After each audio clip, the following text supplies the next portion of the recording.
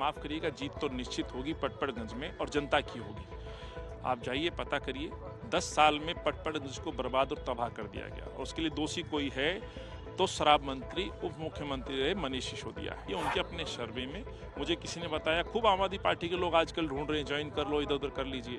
उनका खुद का सर्वे कह रहा है कि आम आदमी पार्टी ये सीट नहीं जीत रही है। मोर्चे पे तो भगवान भरोसे छोड़ दिया केजरीवाल ने। अपने स्वार्थ के लिए ऐसी नीति बनाते रहे, जब दिल्ली को जरूरत थी इनके हाथ थामने की कोरोना काल में, तब ये नीति बना रहे थे, शराब नीति। दिल्ली विधानसभा चुनाव में कुछ ही वक्त बचा है और इससे पहले दिल्ली प्रदेश कांग्रेस के ऑफिस में इस वक्त आप जो भीड़ देख रहे हैं वह दरअसल 21 प्रत्याशी यहां पर आए हैं। बाकायदा उन्हें जीत का मंत्र दिया गया है। पटपड़गंज जो सबसे हॉट सीट मानी जाती है और अमूमन सिसोदिया वहां से लड़ते थे, लेकिन फिर अब जंगपुरा से लड़ रहे हैं। कांग्रेस के जो प्रत्याशी हैं वो अनिल चौधरी, पूर्व दिल्ली प्रदेश कांग्रेस अध्यक्ष, मेरे साथ हैं बातचीत करने के लिए।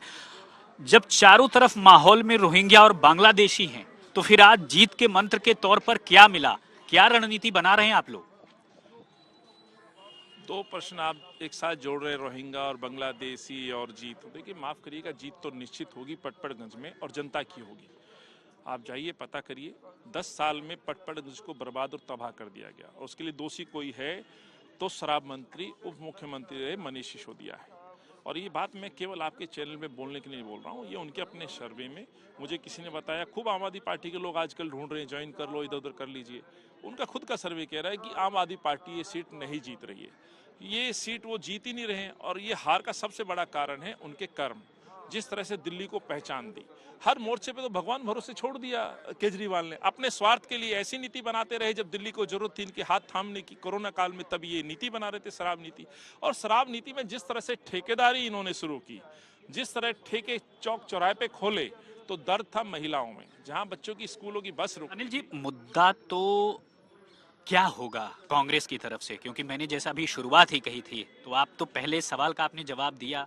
अभी रोहिंग्या और बांग्लादेशी का जो मामला आ रहा है, कांग्रेस का इसमें स्टैंड क्या होगा? देखिए, ये सवाल तो उनसे पूछा जाना चाहिए कि जो सवाल उठा रहे हैं और चुनाव के बीच उठा रहे हैं। 10 साल हो गए मनीष को और सिसोदिया के साथ साथ अरविंद केजरीवाल और भाजपा को, आज नींद टूटी है।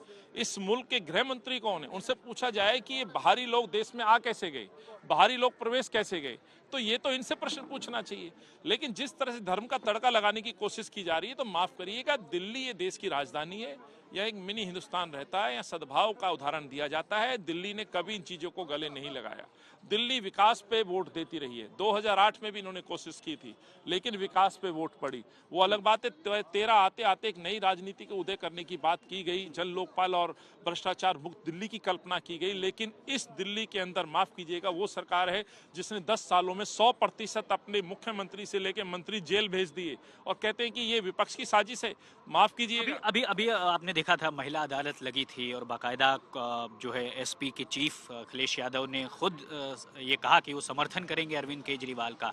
तो ये जो अलायंस का एक पार्टनर है, समर्थन की बात करता है और कांग्रेस अब अलग थलग पड़ रही है, इनमें देखिए नेतृत्व को बदलने की भी बात की जा रही है, तो इसे आप कैसे देखते हैं? दिल्ली के चुनाव पर इसका क्या कुछ असर होगा क्या? देखिए, जब महिला अदालत की बात है तो स्वाभाविक है वो एक महिला वर्ग को प्रभावित करने की कोशिश कर रहे हैं। लेकिन वही महिलाएं सवाल पूछेंगी कि मेरे बच्चे को 21 साल में रोजगार देने की बात थी, तो आपने शराब का अधिकार दे दिया।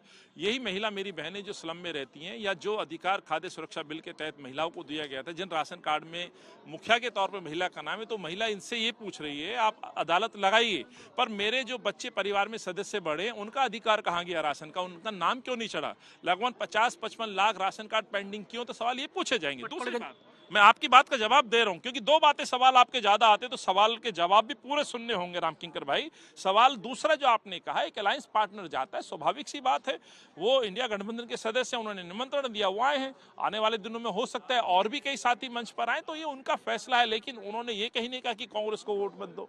उन्होंने जो लड़ाई है अखिलेश जी की, वो सेंटर में बैठी तानाशाही सरकार जो संविधान को दम घोटने की कोशिश कर रही है, बाबा साहब के संविधान को, इस देश की आत्मा को, मूल आत्मा को मारने की कोशिश की जा रही है, तो उसमें एक विपक्ष एक साथ है। और यही कारण है कि संविधान पे यदि चर्चा आज विपक्ष ने करा दी, राहुल जी ने, प्रियंका जी ने, कांग्रेस ने करा दी, तो इस बात का ये उदाहरण है कि इंडिया अलायंस गठबंधन मजबूती के साथ पार्लियामेंट। दिल्ली में मुद्दा क्या रहेगा कांग्रेस का?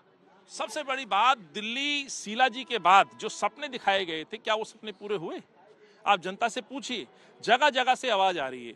कच्ची कॉलोनी में जाइए, सीवर उबल रहे हैं। पक्की कॉलोनी मेरी और फेस 2 में जाइए, जहां से ये ठेकेदार मंत्री, शराब मंत्री सिसोदिया थे, प्लान कॉलोनी, वहां पे भी सीवर उबल रहे हैं। पानी वहां नहीं मिल रहा है, गंदगी के अंबार वहां है। तो ये छोटे छोटे मुद्दे से लेकर के बड़ी पॉलिसियां, जो दिल्ली का जो पहचान थी, जो स्वरूप था वर्ल्ड के अंदर, दिल्ली नंबर 1 जानी चाहती थी, लोग आने पे खुश होते थे, ये मेरी दिल्ली है। एक प्रदूषण मुक्त दिल्ली होती थी, बड़े बड़े फैसले के लिए गए, क्रांतिकारी कदम, डीजल गाड़ियों को सीएनजी में बदला गया। आज लॉकडाउन लग जाता है, आज ग्रैप लग जाता है। ये जो दिल्ली की हालत खराब हुई है, प्रदूषण में नंबर 1, बेरोजगारी में नंबर, क्राइम कैपिटल, और आज जिम्मेदारी से भाग खड़े होने वाला एक मुख्यमंत्री, तो जो 10 साल में बर्बाद हुई, एक नए विजन के साथ कांग्रेस पार्टी दिल्ली को बनाएगी। ये मेरा आपसे वादा है। दिल्ली का न्याय पत्र आएगा, जो दिल्ली की जनता का होगा, जो न्याय यात्रा से हमें संवाद से उदाहरण दिए गए हैं, जहां पे सुझाव आए हैं, या हमने अपने जो एरिया के अंदर, याद होगा हमने एक सीट लगाई थी केजरीवाल साहब की, मुख्यमंत्री की, बहुत लोगों ने वहां से भी हमें जो है सुझाव दिए गए हैं, आरडब्ल्यू ने सुझाव दिए गए हैं, 21 सब कमेटी बनाई गई थी। तो सबकी रिपोर्ट आई है, कंपाइल करें, हम आपके सामने एक मजबूत विजन रखेंगे। चलिए, एक नए विजन के साथ कांग्रेस उतर रही है। देखना यह होगा कि जनादेश में क्या वो मौजूद रहती है। अजय ठाकुर के साथ राम किंकर सिंह, आज तक।